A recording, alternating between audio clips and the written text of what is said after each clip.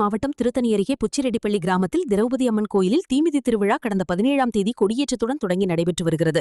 11 நாட்கள் திருவிழாவில் தினமும் பகல் நேரத்தில் மகாபாரதம் சொற்பொழிவு, இரவில் தெருக்கூத்து நடைபெற்று வந்தது. விழாவையொட்டி கோயில் முழுவதும் வண்ண விளக்குகளால் அலங்கரிக்கப்பட்டு ஜொலித்தது. காலை துரியோதனன் படுகளம் நிகழ்ச்சி தொடர்ந்து பெண்கள் கோயில் வளாகத்தில் அம்மனுக்கு பொங்கலிட்டு பூஜைகள் செய்து வழிபட்டனர்.